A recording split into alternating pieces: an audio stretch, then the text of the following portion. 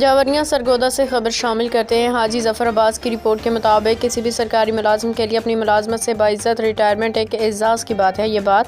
Deputy director local government Sargodha Chaudhry Babar Shahzad Ranjha نے retire ہونے والے سیکرٹری یونین کونسل جہان آباد ملک سلطان سکندر بچر اور نائب قاصد میاں محمد کے اعزاز میں دیے گئے ظہرانے کی تقریب سے خطاب کرتے ہوئے کہی۔ اس موقع پہ اسسٹنٹ ڈائریکٹر اجمل منیر نے کہا کہ ریٹائرڈ ہونے والے ملازمین کا مثالی کردار ادارے کے دیگر ملازمین کے لیے قابل تقلید ہے۔ تقریب میں divisional director local government Asif Iqbal Malik, A D L G Mehr Ghulam Abbas لق، A D L G Khushab Israr Hussain Qureshi,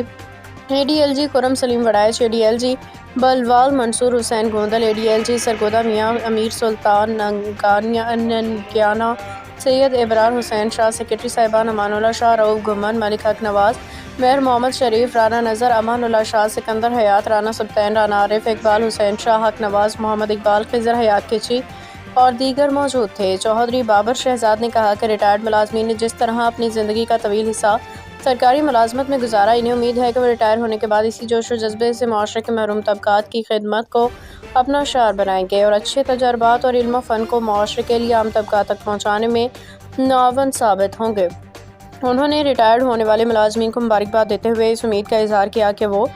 بعد از ریٹائرمنٹ بھی اپنے فعال زندگی گزار کے اپنے اہل خانہ و معاشرے کے لیے مزید خوشیوں اور کامرانیوں کا ذریعہ بنیں گے۔ رپورٹ ظفر اقبال، تحصیل رپورٹر شاہپور۔